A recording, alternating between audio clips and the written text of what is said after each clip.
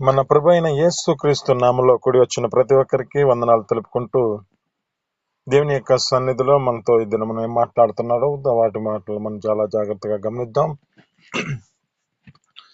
దేవుని యొక్క సన్నిధిలో మన యొక్క జీవితాలలో ఏ సావాసాన్ని మనం నడిపించబడుతున్నామో వాటి విషయాలలో మన జీవితాలను గమనిస్తూ మనం ఎవరితో సావాసం చేయాలో దినం మీతో మాట్లాడాలని ఆశపడుతూ ఉన్నాను.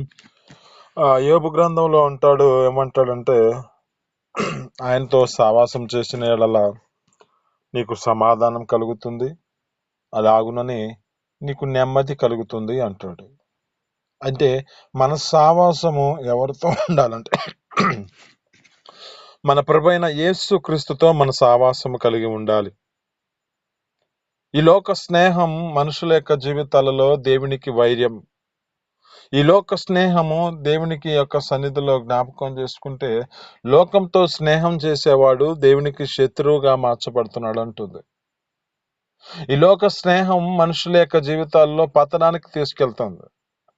ఈ లోక స్నేహం మనుషుల యొక్క జీవితాలలో ఏం నేర్పుతుందంటే, మనిషిని ఒక జీవితంలో ఎలాంటి స్థితికి తీసుకెళ్తుందంటే, ఒక లోక సంబంధమైన క్రియలు నేర్చుకొని అపవిత్రమైన పరిస్థితుల్లోనికి వెళ్ళే పరిస్థితులు తీసుకొస్తున్నాయి.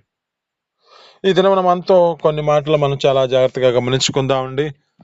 ఇక్కడ మన జ్ఞాపకం చేసుకుంటే రాజుల గ్రంథంలో ఉంటుంది ఒక మాట, సొలొమోను గారి యొక్క జీవితం ఎలాంటి స్థితి అంటే, దేవుడు ఒక ప్రత్యేకమైన స్థితిలో నడిపించుకుంటున్నాడు. అతని జీవితంలో జ్ఞాపకం చేసుకుంటే బాల్య జన్మ నుంచి తన జీవితంలో దేవుడు, అయ్యా నేను బాలునయ్యా, ఈ యొక్క ఇశ్రాయేలు ప్రజలను నడిపించడానికి నాకు జ్ఞానము దయచేయ్యా అని దేవుని సన్నిధిలో అడిగిన వ్యక్తిగా కనబడుతూ ఉంటాడు ఈ యొక్క సొలొమోను గారు. మరి ఈ యొక్క సొలొమోను గారి యొక్క జీవితం ఎలాంటి స్థితికి వెళ్ళిపోయిందంటే, తన జీవితంలో జ్ఞాపకం చేసుకుంటే దేవుని యొక్క సావాసంతో నడిపించబడుతున్న వ్యక్తి,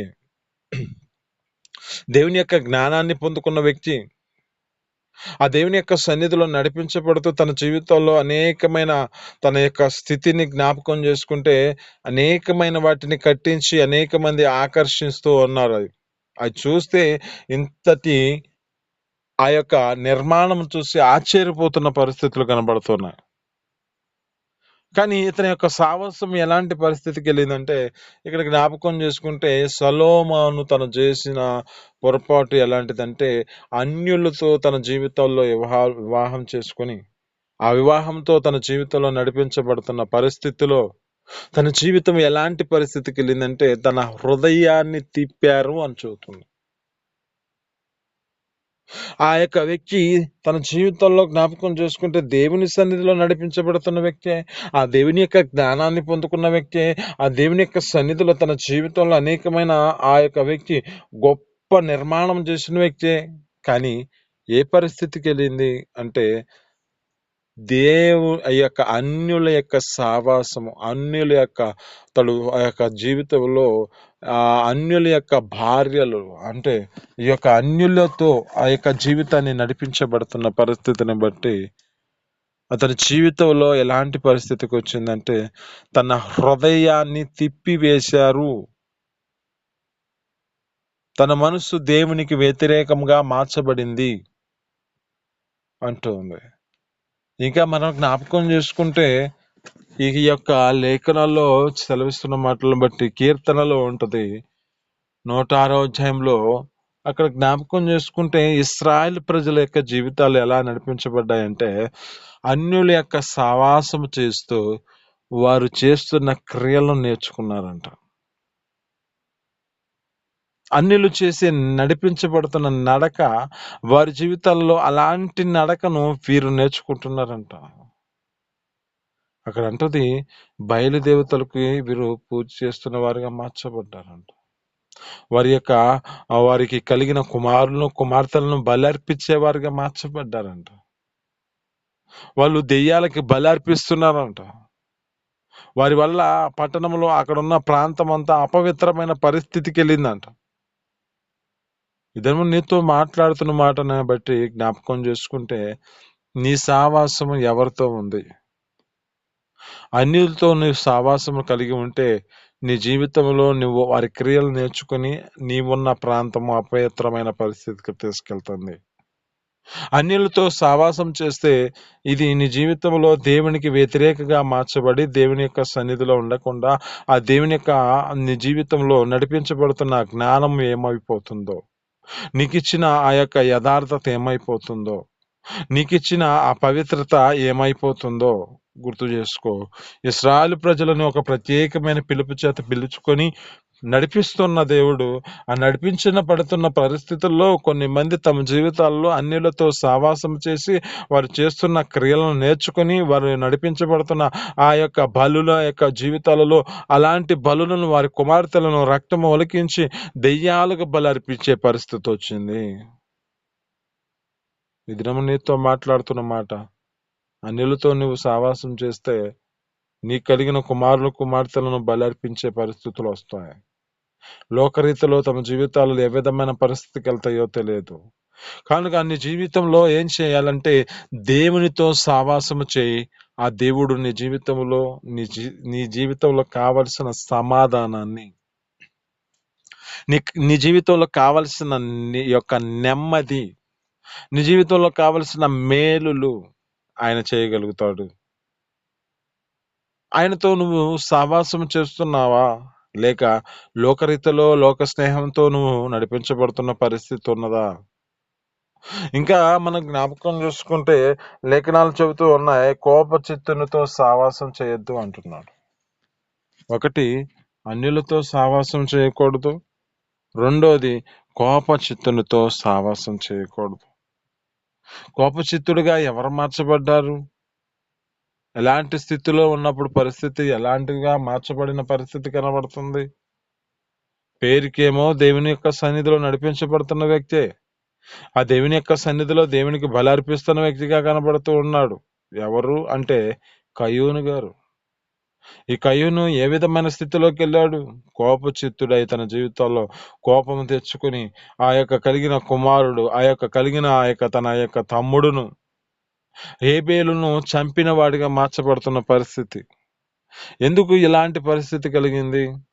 కోపచిత్తుడు దేవుని సన్నిధికి వచ్చిన వాడే, దేవుని యొక్క మార్గంలో నడిపించబడుతున్న వాడే, దేవునికి బలి అర్పిస్తున్న వాడిగా కనబడుతున్నాడే.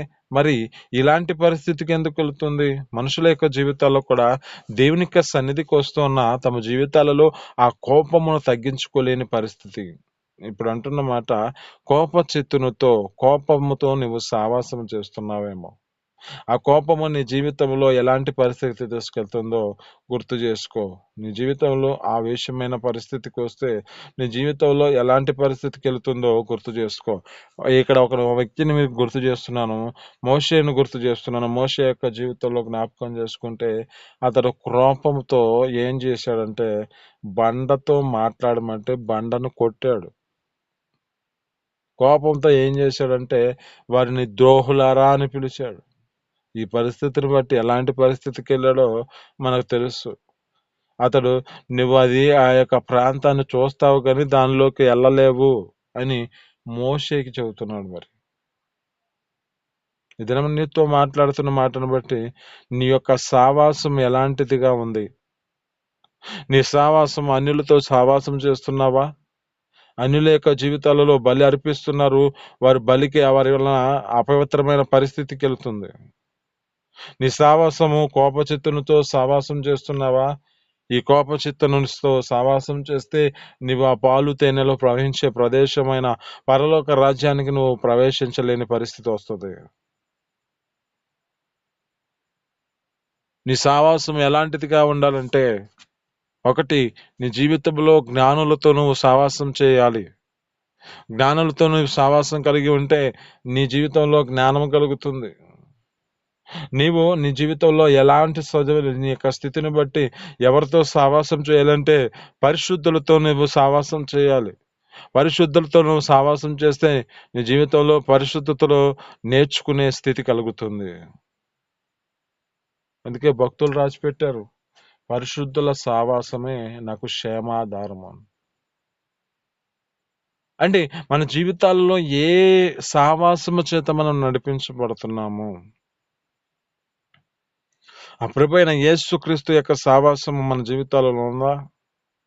అందుకే అంటాడు, యోహాను పత్రికలో అంటాడు, మనము అన్యోన్య సహవాసము గల వారమై ఆయనతో మన జీవితాలను కలిసి ఉండాలని చెబుతున్నాడు. ఈ సహవాసం మన జీవితాలలో ఏ విధమైన స్థితికి తీసుకెళ్తుందంటే, ఆ ప్రభువైన యేసుక్రీస్తు ఎదుట, ఆ యొక్క పరలోకమందున్న తండ్రి ఎదుట మన జీవితాలలో ఆయన సింహాసనం మీద కూర్చోనడానికి మన అర్హతను పొందుకున్న వారుగా మార్చబడతాం. మన ప్రభువైన యేసుక్రీస్తుతో మనం సహవాసం చేస్తూ నడిపించబడితే, ఆ పరలోక రాజ్యానికి, ఆ యొక్క రాజ్యంలో వెళ్ళినప్పుడు ఆయన అంటాడు, ఏమంటాడంటే, నేను ఒక జయించాను కనుక మీరు నాతో కలిసి మీరు జయించగలిగిన వారైతే నేను నా తండ్రి యొద్ద సింహాసనం మీద కూర్చున్న ప్రకారము మీరు నా సింహాసనం మందు కూర్చోండనిచ్చేదను అంటున్నాడు. ఆయన సింహాసనం మందు ఉండాలంటే, ఆయన సింహాసనం మీద మన జీవితాలు ఆ విధమైన స్థితిలో ఉండగలగాలి అంటే మనం ఏం చేయాలంటే ఆయన నేర్పించిన సావాసాన్ని మనం విడిచిపెట్టకూడదు. ఆయనతో మనమున్న అనుబంధాన్ని మనం విడిచిపెట్టకూడదు. ఆయనతో మన జీవితాలు ఎలాంటి స్థితిలో వెంబడించాలో అలాంటి స్థితిలో మన జీవితాలు ఏ పరిస్థితి వచ్చినా ఒకే ఒక మాట, దేవుని యొక్క సన్నిధిలో మనం కొనసాగించబడిన పరిస్థితిలో కనపడాలి.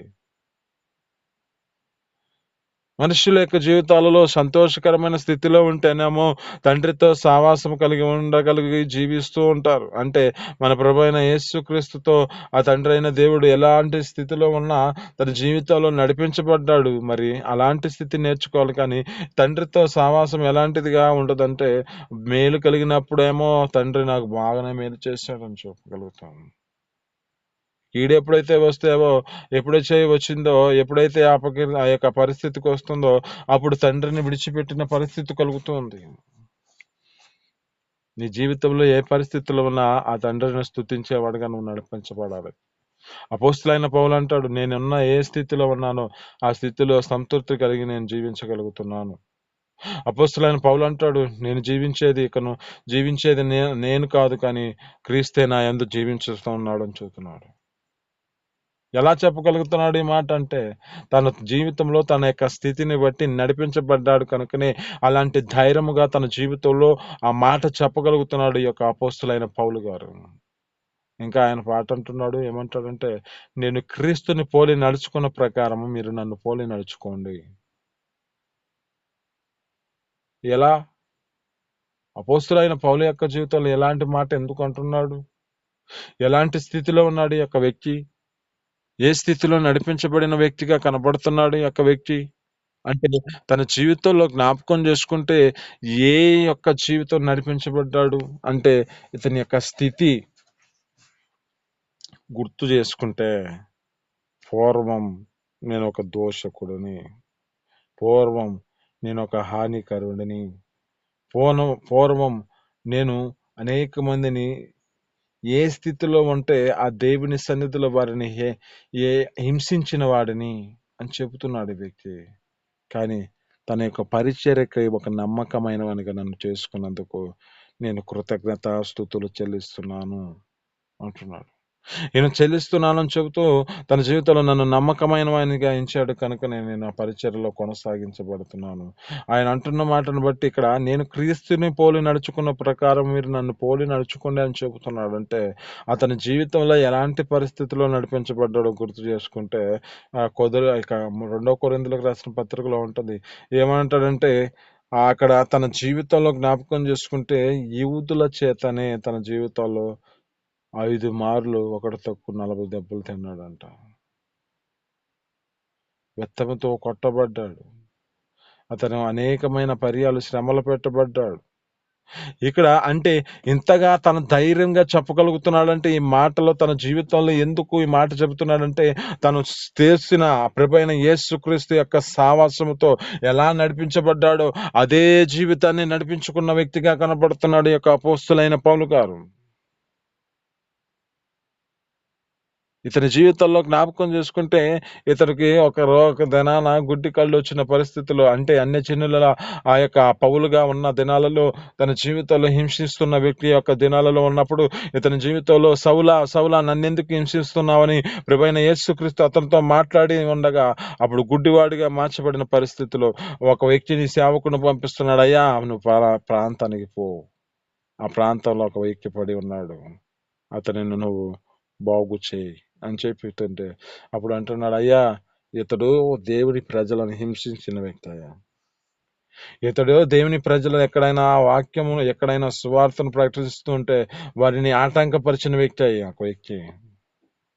ఇంకా ఈ యొక్క వ్యక్తి స్టెఫెన్ చంపేటప్పుడు సమ్మతించిన వ్యక్తిగా కనబడుతున్నాడు ఈ వ్యక్తి అని చెబుతుంటే నేను ఎన్నుకున్న సాధనము అని చెబుతున్నాడు.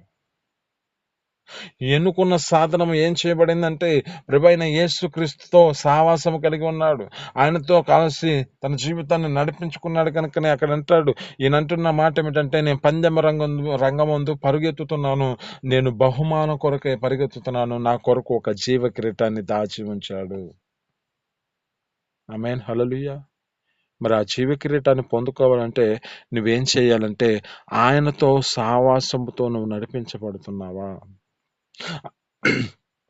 ఆయనతో అంటుకట్టబడి నీ జీవితం నడిపించబడుతుందా, లేక నీ జీవితంలో ఎలాంటి పరిస్థితికి వెళుతుంది గుర్తు చేసుకో. లేఖనాలు చెబుతూ ఉంటాయి, యోహాను సువార్తలో 15వ అధ్యాయంలో అంటాడు, ఏమంటాడంటే నేను నిజమైన ద్రాక్షావల్లిని, నా తండ్రి వ్యవసాయకుడు, నాలో ఫలింపు ప్రతి తీగను మరి ఎక్కువగా ఫలింపవలనని పనికిరాని తీగలన్నిటినీ తీసి పడవేస్తున్నాను. ఎవడైతే నా యందు అంటుకట్టబడి ఉంటాడో, తీగ ద్రాక్షావల్లిలో ఎలా నిలిచి ఉంటుందో అలాగే నా యందు మీరు నిలిచి ఉంటేనే మీరు మీ జీవితాలలో ఫలింపరంటున్నాడు. అంటే మన జీవితాల్లో ఫలించే అనుభవంలోనికి రావాలంటే మన జీవితాలలో నెమ్మదిని ఇక శాంతిని పొందుకున్నట్లుగా, సమాధానం పొందుకున్నట్లుగా, మేలుల చేత మనం తృప్తి పరచబడాలంటే మన జీవితాలలో ఏం చేయబడాలంటే ఆయన యందు మన జీవితాల్లో నిలిచి ఉండాలి, ఆయనతో మన సావాసము నిలిచి ఉండాలి. ఆయన యందు మన జీవితాలను మన యొక్క స్థితిని బట్టి ఏ పరిస్థితులు నడిపించబడుతున్నా ఆయనను మనం అంటుబడి మన జీవితాలు నడిపించబడాలి. భక్తులైన వారు ఎలాంటి పాటలన్నిటిని మన జ్ఞాపకం చేసుకుంటే ఒక్కొక్క పాట ఒక్కొక్క రీతిలో అర్థమవుతా ఉంటాయి. నన్ను విసిరే సారపై ఉంచావా, నీ తోటలో నన్ను ద్రాక్షావల్లిగా ఉంచావా, స్థిరపరిచావా అని చెప్పి అంటే విధమైన స్థితిలో భక్తులు రాశారంటే వారి జీవితాలు ఎలాంటి సావాసం కలిగి ఉన్నారో మన జీవితాల్లో కనబడుతూ ఉంది. మనం అనేకమైన భక్తులను మనం చూస్తున్నాం, ఒక ప్రత్యేకమైన స్థితిలో వారు నడిపించబడుతున్నారు. వారి జీవితాలు అలాంటి సావాసంతో నింపబడ్డారు కనుకనే హతసాక్షులుగా మార్చబడుతున్నారు. ఈ దినమునకు ఒక వ్యక్తి ఎలా మరణించేశాడు, ఎంతగా తన జీవితంలో ఆ రాత్రి అంతా తన స్థితిని బట్టి ఎన్నో కేకల చేత, వేదన చేత ఎంతో పరిస్థితి వచ్చి ఉండవచ్చు. ఆయన ఏమాత్రము ఆ దేవుని విడిచిపెట్టలేదు, ఎవరి మీద తను ఎలాంటి కంప్లైంట్ లేకుండానే మరణించిన వాడు, హతసాక్షిగా మార్చబడిన వాడు ఈ యొక్క పగడాల ప్రవీణ్ గారు. ఇద్దరు నీతో మాట్లాడుతున్న మాటలను బట్టి జ్ఞాపకం చేసుకుంటే నీ సావాసం ఎలా ఉంది, అన్యులతో ఉందా, నీ సావాసము ఆ యొక్క కోపిష్టులతో నీ జీవితం నడిపించబడుతుందా, నీ సావాసము లోక సంబంధమైన అన్యజనుల యొక్క జీవితాలతో నడిపించబడుతున్న పరిస్థితిలో ఉన్నావా, జాగ్రత్త. లోక స్నేహం నీకు వేయము, ఈ లోక స్నేహం నిన్ను దేవునికి వ్యతిరేకంగా శత్రువుగా మార్చబడుతుంది. ఈ లోక స్నేహం మనుషుల జీవితాల్లో ఏ పరిస్థితుల్లోకి వెళ్తున్నాయో మనకు కనపడుతుంది. అందుకే అంటున్నాడు కదా, మొదటి యోహాను పత్రికలో 2వ అధ్యాయంలో 15-16 వచనాల్లో అంటున్నాడు కదా, లోకంలో ఉన్నవన్నీతో మీరు లోకమును ప్రేమించొద్దు. ఎవడైతే ప్రేమిస్తున్నాడో తండ్రి ప్రేమ వాళ్ళు ఉండదంటున్నాడు. లోకము ప్రేమించిన వాడి జీవితాలలో తండ్రి ప్రేమ వాళ్ళలో ఉండదంటున్నాడు. ఎందుకంటే లోకములో ఉన్నవన్నీ శరీరాశ, నేత్రాశ, జీవపు డంబం ఇవి మనిషిని ఏం చేస్తున్నాయి అంటే ఈ యొక్క పతనమునకు తీసుకెళ్తున్నాయి, నాశనానికి తీసుకెళ్తున్నాయి, మరణానికి తీసుకెళ్తున్నాయి. అదే నిరంతరం దీవించి నీ జీవితంలో ఆ దేవుని చిత్తాన్ని నెరవేరుస్తూ ఆ దేవునితో నువ్వు సావాసం నిలబడుకుంటే నిరంతరం జీవించగలిగిన వారుగానే మార్చబడతావు. అలాంటి స్థితిలో మనం నడిపించబడాలి. ఆయనతో సావాసం చేస్తూ మన జీవితాలు నడిపించబడితే ఆయన మన జీవితాలలో చేసే మేలులను బట్టి కాదు, కానీ ఆయన ఒక సింహాసనమందు మనం కూర్చోడానికి మన అర్హతను కలిగిన వారిగా మార్చబడతాం. ప్రతి దానిలో మన జీవితాలలో జయాన్ని కలగజేస్తాడు. అందుకే జయించిన ప్రతి వాణిని నేను నా తండ్రి సింహాసనం మీద కూర్చోబెడతానంటున్నాడు. అట్టి కృప మన జీవితాల్లో కావాలండి. ఈ లోకంలో ఉన్నవన్నీ ఏం చేస్తాయి? మనిషిని ఏ విధమైన చేతన ఈ లోకంలో మనం సంపాదించే సంపాదన ఏమైపోతుంది? ఈ లోకంలో ఉన్న ప్రతి ఒక్క ఇవన్నీ వెండి బంగారం ఏది మన జీవితాలలో మనతో పాటు రాదు, కానీ దేవుని యొక్క సన్నిధిలో మనం చేసిన సావాసము, ఆ దేవునితో మనం చేసిన ఆ యొక్క ఒడంబడిక చేత మనం నడిపించబడుతున్న స్థితిని బట్టి ఒక దినాన తీర్పు దినమును దేవుడు తీసుకొచ్చి నిన్ను ఒక నిత్యమైన పరలోక రాజ్యంలోనికి ఇతడు మంచి దాసుడని తీసుకెళ్లి ఆ పరలోక రాజ్యంలో నా సింహాసనం మీద కూర్చోండు అని చెప్పి చెబుతుంటే ఎంత ధైర్యం మనకి. ఒక క్రొత్త పేరుతో మనల్ని పిలుస్తున్నాడు అంటే దేవుడు ఊహించలేని గొప్ప అద్భుతాలు మన పట్ల చేస్తాడు. మరి ఆయనతో మన సావాసం ఉన్నదా, లేక లోకరీతిలో అన్ని జనుల వారి సావాసం కలిగి ఉంటున్నావా? ఒక మాట అనుభవం కలిగిన దైవజనులు చెబుతున్న మాటలు జ్ఞాపకం చేసుకుంటే, దేవుని ఎదుటకు ఈ యొక్క యేసే నగర్ దగ్గరికి ఒక వ్యక్తి వచ్చాడంట సేవకి. సేవకుడికి వద్దకు వచ్చినప్పుడు ఏం చేశాడంటే, అతడు అంటున్నాడంట, అతడు తన జీవితంలో లోకంలో ఉన్న వ్యభిచారులకు మాత్రమే వాక్యం చెబుతానని చెబుతున్నాడంట. అతని చెబుతున్న మాటను బట్టి ఆ యొక్క యేసన్న గారితో ఈ మాట చెబుతూ ఉన్న పరిస్థితిని బట్టి అతను కొన్ని దినాలు అలాంటి స్థితిలోకి నడిపించబడి వారికి బోధిస్తూ ఉన్నాడు వాడిగా కనపడుతున్నాడు అంట. కానీ కొన్ని పరిస్థితులను బట్టి అతడు జీవితంలో జ్ఞాపకం చేసుకుంటే వారిలో కలిసిపోయిన వాడిగా మార్చబడ్డాడంట. ఇంకా గుర్తు చేసుకుంటే ఒక మాట అంటున్నది, ఇంకా అక్కడ ఎలాంటి స్థితిలో కలిగి ఉన్నాడంటే వారు అనేకమైన ఈ యొక్క జూదం ఆడుతున్న స్థితిని బట్టి అక్కడికెళ్ళి వారిని పిలుస్తున్న పరిస్థితుల్లో జ్ఞాపకం చేసుకుంటే అక్కడ పోయి వారితో సావాసం చేసి వాటిలో నడిపించబడుతున్న పరిస్థితి వచ్చిందంట. ఈ దినం నీతో మాట్లాడుతున్న మాటలను బట్టి నీవు దేవుని సన్నిధిలో నడిపించబడుతున్న నీ జీవితాన్ని జాగ్రత్తగా కాపాడుకుంటున్నావా? ఒక ప్రత్యేకమైన స్థితిలో నీ జీవితాలలో అక్కడికి వెళ్తా ఇక్కడికి వెళ్తా అని కాదు, కానీ దేవుని యొక్క చిత్తం ఏమిటో తెలుసుకోవాలి. దేవుని యొక్క సన్నిధిలో అక్కడికి వెళ్తున్నానయా, ఎల్లాలా వద్దా అంతే. ఒక దావీదు వల్ల మన జీవితాలు, అయ్యా నేను యుద్ధానికి వెళ్తున్నాను, మరి వెళ్ళమంటావా వద్దా అంతే. ఇంకా అపోస్తలుడైన పౌలు గారి యొక్క జీవితంలో జ్ఞాపకం చేసుకుంటే ఆత్మ ప్రేరేపణ బట్టి తన జీవితంలో గద్దించినప్పుడల్లంట ఆగిపోతాడండి అక్కడ. నీవు పలానా ప్రాంతానికి వెళ్ళొద్దు అంటే ఇంక అంతే ఆగిపోతాడు. ఆమేన్, హల్లెలూయా. మన జీవితాల్లో కూడా అలాంటి స్థితిని మనం కలిగి ఉండి ఆయనతో మన సావాసంతో నింపబడి ఆయనతో మన జీవితాలు నింపుకుంటే ఆయన సావాసం మన జీవితాల్లో నెమ్మదిని కలుగజేస్తుంది. ఆయన సావాసం మన జీవితాల్లో సమాధానం కలుగజేస్తుంది. ఆయనతో మన సావాసం చేస్తే ఆయన మన జీవితాలలో అనేకమైన దాచి ఉంచిన మేలులు మన జీవితాలలో నెరవేర్చబడతాయి. అన్యులతో సహవాసం చేస్తే లోకంలో అనేకమైన వాటిలో మనం నేర్చుకుంటూ మనం ఉన్న ప్రాంతాన్ని మనం అపవిత్రమైన పరిస్థితికి తీసుకొచ్చే పరిస్థితి వస్తుంది. ఈ లోక స్నేహం మనకి కాదు, కానీ దేవునికి వైర్యంగా మార్చబడింది కనుక ఈ లోక స్నేహము మన జీవితాలలో చేస్తే ఆ దేవునికి శత్రుగా మార్చబడుతున్న పరిస్థితులు వస్తాయి కనుక మనం ఈ లోక స్నేహం వద్దు, కానీ దేవునితో మన జీవితాన్ని గడుపుతూ ఎలాంటి పరిస్థితులు ఉన్నా నీ జీవితంలో ఒక హతసాక్షిగా మార్చబడిన బాధ లేదు, కానీ ఆ దేవుని సన్నిధిలో ఆ నిత్య పరలోక రాజ్యానికి నువ్వు వారసులుగా చేయబడాలని దేవుని సన్నిధిలో నీ జీవితాన్ని నువ్వు అప్పగించుకో. ఈ మాటలు మీ వెనుకలో దీవించి ఫలించును గాక. చిన్ని ప్రార్థన. పరిశుద్ధుడా, జీవాధిపతి, ఆశ్చర్యకరుడా, మహోన్నతుడానికి స్తోత్రాలు. మీ అపారమైన ప్రేమ చేత ఈ యొక్క నా తండ్రి సాయంత్రం తిన్న మాతో మాట్లాడిన మాటలు బట్టి నీ స్తోత్రాలు తండ్రి. అయ్యా నా తండ్రి, మాకు తెలియజేసిన మాటలు బట్టి నీ స్తోత్రాలు. అన్యులతో సావాసం చేయొద్దు అంటున్నావు, కోపచిత్తులతో సావాసం చేయొద్దు అంటున్నావు.